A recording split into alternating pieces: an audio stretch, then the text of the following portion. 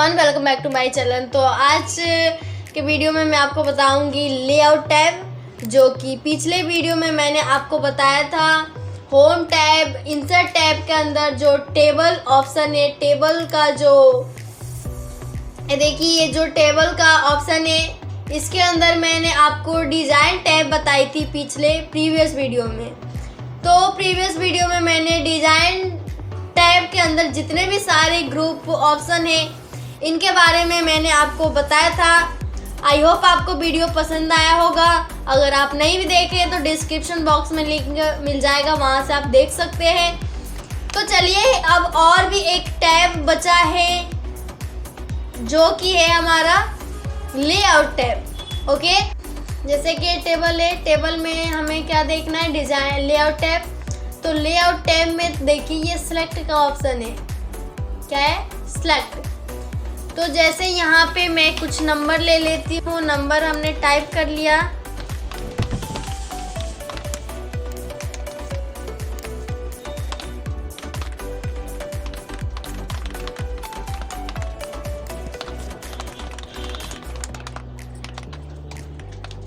ये जो number type किया हुआ है, इसमें क्या करना है हमें कि लेआउट टैब से सिलेक्ट करना है। ठीक है, अब मान लीजिए कि ये जो टेबल है, जिसके अंदर रो भी है, कॉलम भी है, हम सिलेक्ट करना चाहते हैं किसी सेल को।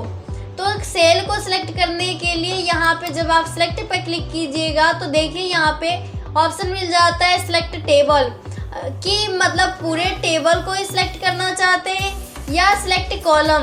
तो जिस कॉलम में, मतलब जिस सेल में आपने कर्सर को सिलेक्ट किया हुआ है, उस टोटल कॉलम को ही सिलेक्ट करेगा। जैसे मान लीजिए कि यहाँ पे हमने कर्सर को सिलेक्ट किया था एक सेल में, तो हमने यहाँ से क्लिक किया सिलेक्ट कॉलम, तो टोटल कॉलम जो है हमारा सिलेक्ट हो गया। मान लीजिए कि यहाँ पे इस रो में, ये जो 3rd नंबर का रो है, इस रो में कर्सर को हमने सिलेक्ट कर रखा है और इस टोटल रो को ही हमें सिलेक्ट करना होगा। तो यहाँ से हम सिलेक्ट करेंगे सिलेक्ट रो। जब सिलेक्ट रो पे क्लिक किया हमने, तो देखिए ये टोटल रो सिलेक्ट हो गया। ओके, इस तरीके से हम टेबल ग्रुप के अंदर जो सिलेक्ट ऑप्शन दिया हुआ है, हम सिलेक्ट करने के लिए इसका यूज करेंगे। नहीं तो बेसिकली हम डायरेक्ट कर्सर की मदद से ही सिलेक्ट कर सकते हैं, जितना भी सिलेक्ट करना होगा। ठीक है, एक सेल या दो सेल या 2 रो 2 कॉलम, मतलब जितना भी सिलेक्ट करना होगा माउस की मदद से ही हम कर सकते हैं। आगे ऑप्शन मिल जाएगा डिलीट का। तो अब देखिए ये जो टेबल हमने क्रिएट किया हुआ है, इस टेबल में क्या डिलीट करना चाहते हो। मान लीजिए कि किसी भी सेल को हमें डिलीट करना है, या किसी रो को डिलीट करना है, या किसी टेबल को, मान लीजिए किसी कॉलम को डिलीट करना है, या टोटल टेबल को ही डिलीट करना होगा। तो हम यहाँ से इस ऑप्शन का यूज करेंगे। अब देखिए यहाँ पे दिया हुआ है डिलीट कॉलम्स, तो जहाँ पे हमारा कर्सर सिलेक्ट होगा उसका टोटल जो ये फर्स्ट कॉलम है वो डिलीट हो जाएगा। डिलीट रो, तो जहाँ पे कर्सर हमने सिलेक्ट किया हुआ, ये टोटल हमारा जो ये रो है वो ही डिलीट हो जाएगा। देखिए कैसे, ये देखिए हमने जिसके अंदर कर्सर को सिलेक्ट किया हुआ था वो टोटल डिलीट हो गया। अगर किसी कॉलम को डिलीट करना चाहते हो तो फिर यहाँ पे क्लिक करना होगा डिलीट कॉलम से, तो ये कॉलम टोटल डिलीट हो गया। ओके, तो इस तरीके से रो एंड कॉलम को डिलीट कर सकते हैं, सेल को डिलीट कर सकते हैं। एंड आगे ऑप्शन उसमें दिया हुआ है रोज एंड कॉलम्स। तो रोज एंड कॉलम्स में इसमें क्या कर सकते हैं आप, कि रो को अगर मान लीजिए कि क्रिएट करना है तो क्रिएट कर सकते हैं। ओके, जैसे मान लीजिए कि ये जो है,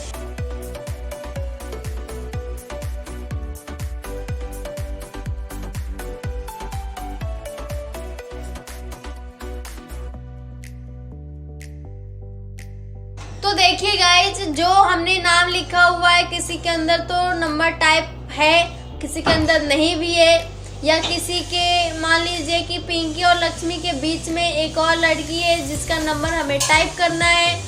तो इस तरीके से अगर कोई सिचुएशन आ जाता है तो आप इसका यूज करेंगे रोज एंड कॉलम्स का।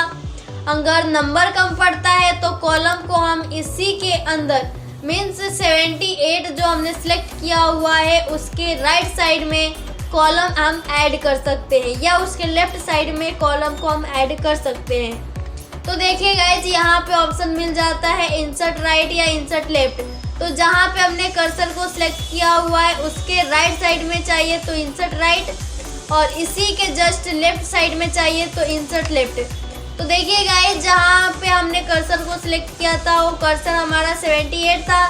तो 78 कर्सर पे हमने जब क्लिक किया तो राइट साइड में एक और ब्लैंक जो ये कॉलम है उसे क्रिएट कर दिया, और फिर उसके लेफ्ट साइड में भी एक ब्लैंक कॉलम को क्रिएट कर दिया। ठीक है, इसमें जो भी नंबर टाइप करने होंगे हम टाइप बहुत ईजी तरीके से कर सकते हैं। उसके बाद आता है insert above and insert below. तो इंसर्ट अबव में क्या है कि मान लीजिए कि ये जो ब्लैंक सेल है इसके टॉप में हम रो ऐड करना चाहते हैं तो इंसर्ट अबव। देखिए ये इसके टॉप में एक रो ऐड हो गया। अगर मैं यहीं पे क्लिक करके इंसर्ट बिलो पे क्लिक करूँगी तो ये नीचे की साइड में ही क्रिएट होगा। ओके, तो इस तरीके से आप अपने टेबल को एडजस्ट कर सकते हैं। अगर मान लीजिए कि क्रिएट करने का कि अगर आवश्यकता पड़ रही है तो क्रिएट भी कर सकते हैं, डिलीट करने की हो अगर टेबल हमने ज़्यादा एरिया क्रिएट कर लिया है तो उसको डिलीट भी कर सकते हैं। तो ये सभी ऑप्शन हमारे अंदर यहाँ पे ये लेआउट के अंदर मिल जाता है। अब बात करेंगे मर्ज सेल की।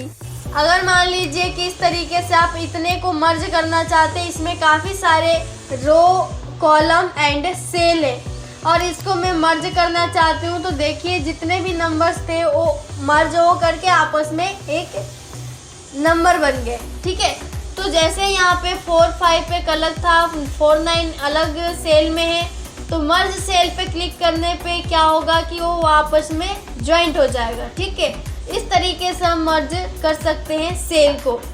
नेक्स्ट ऑप्शन है स्प्लिट सेल। स्प्लिट सेल से क्या होगा कि मतलब एक ही सेल के अंदर और भी टेबल क्रिएट करना चाहते हैं, और भी टेबल क्रिएट करने के लिए हम इस पर क्लिक करेंगे स्प्लिट सेल्स। अब देखिए यहाँ पे ऑप्शन आ जाता है कि number of columns and number of रोज। तो कितने उस सेल के अंदर कितने बाई कितने का टेबल क्रिएट करना चाहते हो उतने यहाँ पे नंबर टाइप कर देना है। तो देखिए कॉलम 2 ले लिया और रो हमने 5 ले लिया। जब मैं यहाँ से ओके पे क्लिक करूँगी तो जहाँ पे भी कर्सर हमारा था वहीं पे ये एक टेबल ड्रॉ हो गया जिसमें 2 कॉलम है और इसमें 5 रो है। ओके, तो देखिए गाइस इस तरीके से हम अपने टेबल में चेंजिंग ला सकते हैं। और भी कुछ फीचर्स दिए हुए हैं। फर्स्ट है जैसे मान लीजिए कि यहाँ पे दिया हुआ है टेबल,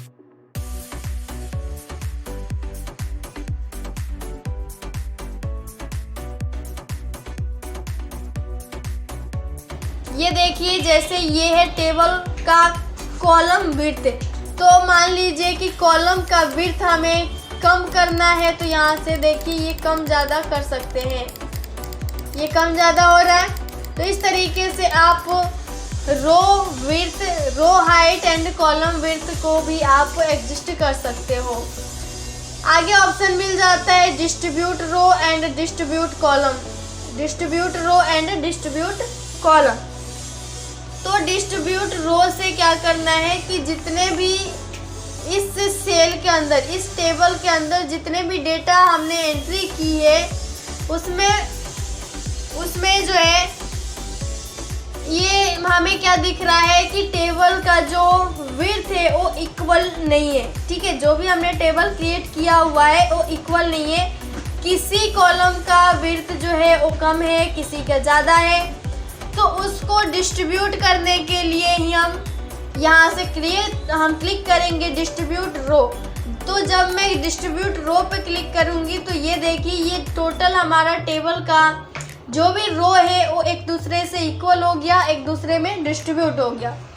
नेक्स्ट है ऑप्शन डिस्ट्रीब्यूट कॉलम। तो डिस्ट्रीब्यूट कॉलम पे क्लिक करने से ये जितने भी कॉलम है एक दूसरे से इक्वल हो जाएंगे। ठीक है, तो देखिए ये डिस्ट्रीब्यूट कॉलम हमने क्लिक कर दिया, ये एक रो भी इक्वल है और कॉलम भी इक्वल है। ओके, तो ये डिस्ट्रीब्यूट आप कर सकते हैं। नेक्स्ट ऑप्शन दिया हुआ है यहाँ पे अलाइनमेंट। तो अलाइनमेंट में क्या है कि अगर इस टेबल में अगर कुछ अलाइनमेंट